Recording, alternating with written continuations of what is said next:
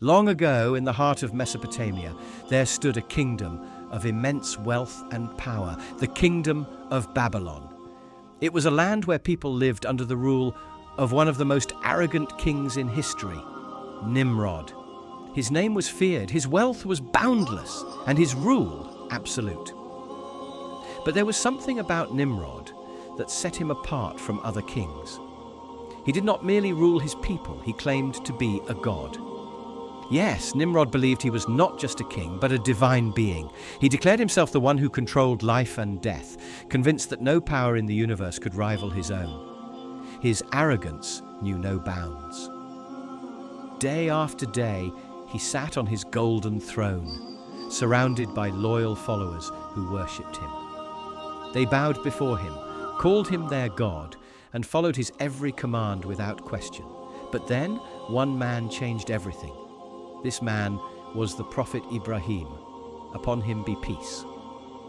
He was different from the people of Babylon. He did not bow to Nimrod, nor did he fear the king's wrath. He rejected the false gods that the people worshipped. Instead, he stood firm in his faith in Allah, the one and only God.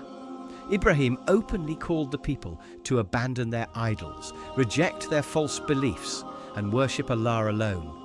When Nimrod heard of this, he was furious. How dare someone challenge his power? How dare someone claim he was not their god? Nimrod summoned Ibrahim to his court. He wanted to prove his power, to show the world that he was in control. And so the most famous debate in history began. Seated on his throne, Nimrod looked at Ibrahim and said, "Who is this God you speak of? I am the one who gives life and death." To prove his point, he ordered his guards to bring forward 2 prisoners, one to be executed, the other to be set free. Smirking, he said, "Look, I gave one life and I took the others. I control life and death." But the prophet Ibrahim, upon him be peace, remained calm. He did not argue with foolish words. Instead, he replied with wisdom. "Allah makes the sun rise from the east. If you are truly a god, then make it rise from the west." Nimrod was stunned. For the first time in his life, he had no answer. His arrogance had been shattered by a single sentence. He looked around at his court, his advisors, his guards, but no one could help him. The people whispered among themselves. Had Nimrod truly lost the debate? Was he really powerless? But Nimrod refused to admit defeat. His heart, filled with arrogance, grew darker still. Instead of accepting the truth, he became even angrier. And that's when he made the most foolish decision of his life. He decided to wage war against Allah. Still enraged from his defeat, Nimrod gathered his advisors. He told them, "If a god controls the world, then I will fight him. I will show the people that I am stronger." Blinded by loyalty, his advisors agreed. They urged him to prove his might. And so, Nimrod prepared for war. But how do you fight Allah? Nimrod believed that if he could reach the heavens, he could challenge Allah directly. He ordered his men to build a massive tower, one so high it would touch the sky. Day and night, thousands of workers labored, stacking bricks upon bricks, raising the tower higher and higher. Nimrod stood at the top, looking upward, imagining himself ruling the heavens. He laughed, thinking, "Soon I will be the god of both the earth and the sky." But deep down, something was missing. The tower was not enough. He needed another way to reach the heavens. Then he came up with a bizarre plan. Nimrod ordered his men to build a special chariot, but this was no ordinary chariot, and it was one that could fly. He gathered 4 giant eagles, birds known for their strength and power, capable of lifting heavy loads. For days, Nimrod starved the eagles, making them desperate for food. Then he placed pieces of meat just out of reach above their heads. Strapped to the chariot, the eagles flapped their wings with all their strength, lifting Nimrod into the sky. The people of Babylon looked up in awe. Nimrod laughed, feeling as though he was ascending to the heavens. He thought he had finally become a god, but then something happened. The sky darkened, the wind howled, the birds, confused and exhausted, lost control. Nimrod's chariot began to shake violently. The eagles, unable to hold on, flapped desperately until they could no longer keep him aloft. And then Nimrod fell. The arrogant king, who thought he could challenge Allah, came crashing down to earth. His body hit the ground with a deafening thud. His bones shattered, and his pride was utterly destroyed. But his punishment was not over. Allah was not done with him yet. Nimrod, once the mighty ruler of Babylon, now lay in his palace, broken and humiliated. Yet the worst was still to come. Allah sent against him the smallest of his creations, a tiny mosquito. This tiny insect entered Nimrod's nose and made its way into his brain. There it began to torment him, day and night. Nimrod suffered immensely. The pain was unbearable, as if his head would explode. He screamed, he begged, but nothing helped. In desperation, he ordered his servants to strike his head with hammers just to ease the pain.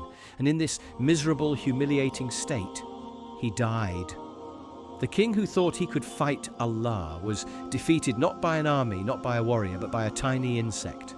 His tower was destroyed, his kingdom lost, and his pride shattered beyond repair.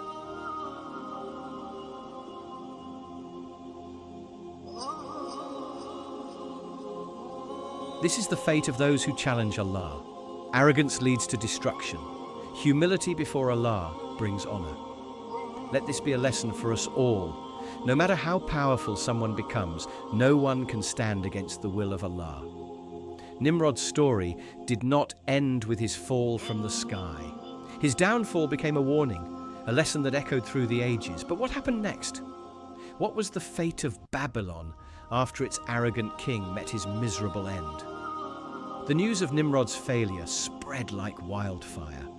The people of Babylon, who once bowed before him, now saw him as nothing more than a fool. The king who had claimed to be a god was now remembered as the man who dared to challenge the Almighty and paid the ultimate price. His kingdom, once a symbol of power and wealth, began to crumble. The people, disillusioned and humbled, turned away from their false idols. They began to seek the truth. Nimrod's legacy became a cautionary tale, a reminder that no amount of power, wealth, or pride can withstand the will of Allah. His story serves as a timeless lesson for all of humanity. True strength lies in humility. True power belongs only to Allah. The king who claimed to be a god had been humiliated. His attempt to reach the heavens had become his greatest shame. But that wasn't all. His grand tower, built to challenge Allah, stood half-finished, a monument to his arrogance. The people looked upon it with confusion and doubt. Was Nimrod really the god he claimed to be?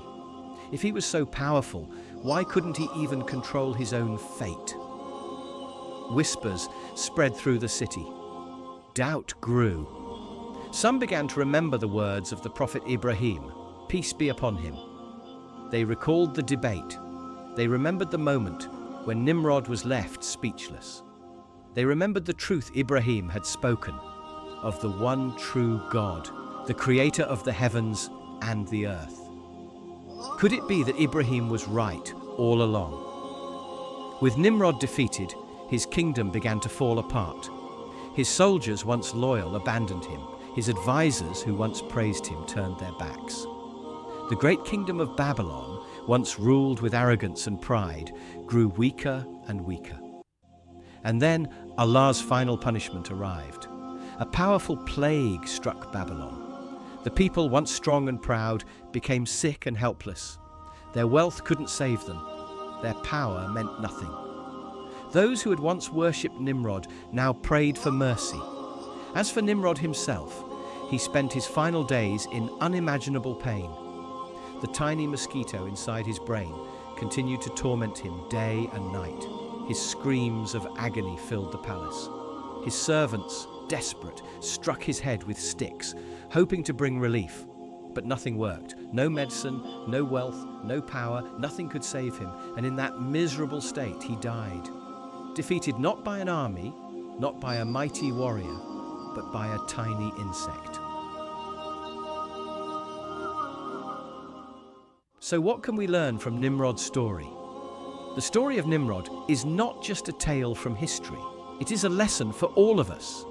Nimrod had everything: wealth, power, and control. But his arrogance led to his downfall. He refused to accept the truth, and in the end, he was destroyed.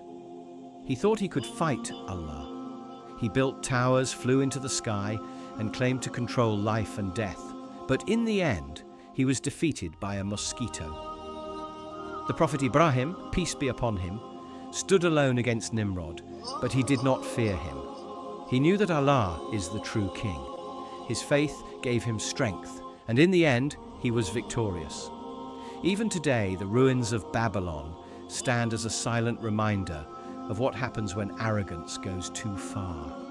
Nimrod's kingdom, once mighty, is now nothing but dust.